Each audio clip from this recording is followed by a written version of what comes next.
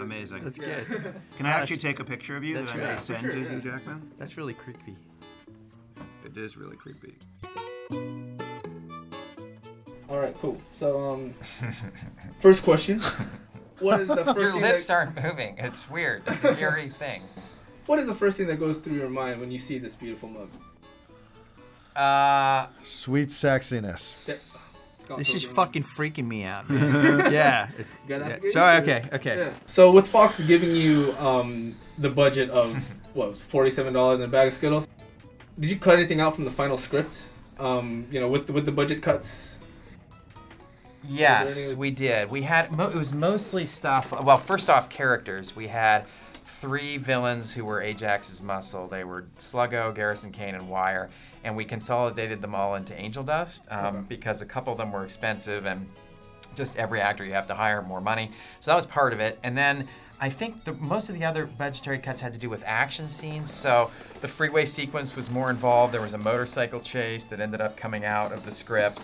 And then specifically the finale of the movie, there was a big gun battle, like that duffel bag full of guns that you see Deadpool arm up with actually was used in the original script. And when it came time to draw up the budget, we said we got to lose the gun battle. So we created the idea that Deadpool's very forgetful and he forgot his duffel bag in the cab. And that was why we had that happen.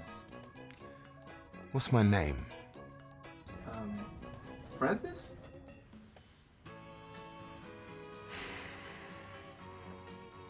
Did you guys expect it to be such a big hit? No, I didn't expect it. No. I didn't expect to beat Zoolander 2. No, it was. I don't think any of us expected the success of the film. I think we all loved the movie, and we were confident that audiences would dig it. But I think we felt like we made it for the core fans, and that maybe it would sort of ripple out a little bit from there. But we never had any idea it would beat. It also beat every X-Men movie ever made, which I can say, having made a couple of them. It's pretty ridiculous. It's pretty incredible. It's pretty it's kind of ridiculous. It's incredible. Really. Since the movie came out, have a lot of people been giving you bottles of Ajax or maybe cleaning supplies at all?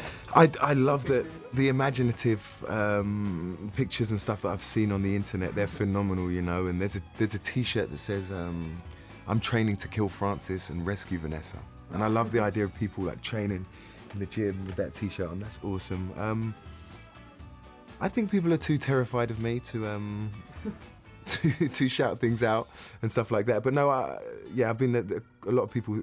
Every time I hear the word Francis now, it's has a different significance. And this is just a project that I love so much that everything, in the supermarket when I see a bottle of Ajax now, I'll be like.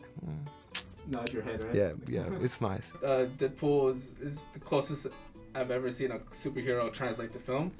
Thank you. Is there like a specific gag or joke that you guys, your favorite joke or gag you guys have?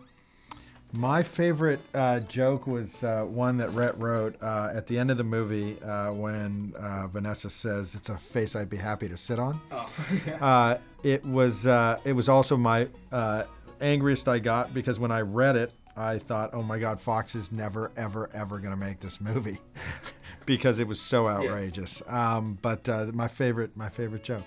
Yeah, well, since he threw one my way, I'll throw one his way. The McAvoy or Stewart bit I thought was so awesome. Oh, That was a Paul line. And it was just reflective of how we were able to break rules. And I think, and Paul pitched it, this was in post-production. It was actually a line that was added pretty late, but just pitched the idea that it's so meta that Deadpool has actually seen the X-Men movies and knows the actors who played Professor X and expects to meet one of them when he actually meets Professor X. Like, that's pretty weird and yet relatable, and yet they let us do it, so that was fun. Do you like chimichangas? I don't think I've ever had a chimichanga. I love Mexican food. A breakfast burrito is one of my favorite things in the world. But I don't think I've ever had a chimichanga. What exactly is a chimichanga? It's like a wet burrito. They put some sauces and some cheese and stuff. Isn't a burrito quite wet anyway? Maybe I've had one. I don't know. I need to have one. Maybe I'll have one while I'm out here. So I heard you're a really big comic book fan. Huge. Do you have any favorite comic book heroes? And any Big favorite time. Stories? Big time. I mean, I'm reading X-Force at the moment, you know, and it's just phenomenal, you know. Seeing, you know, X-23, Phantom X, and Deadpool, and Wolverine and Archangel, I mean, it's just such an incredible dynamic. I'd say my favorite comic book series is probably The Boys, Garth Ennis. Billy Butcher is just the most incredible character, and Frenchie and Wee Huey and stuff. It's just a phenomenally subversive piece. King Mob from The Invisibles, which is written by Grant Morrison. Yeah.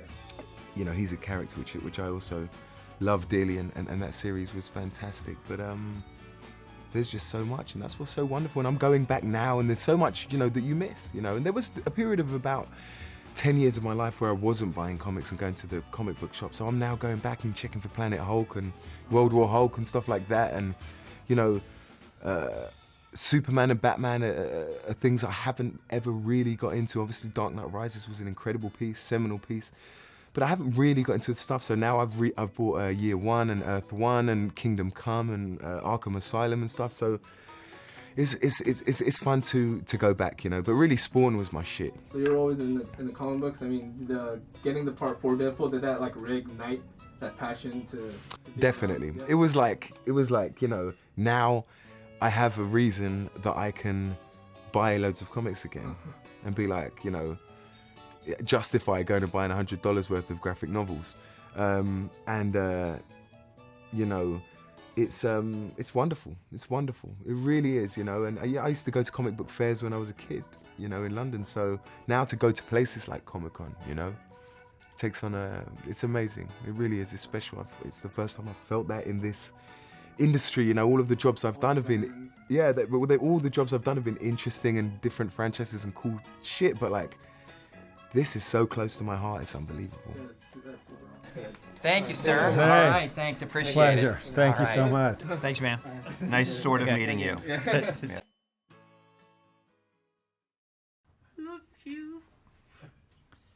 That's great.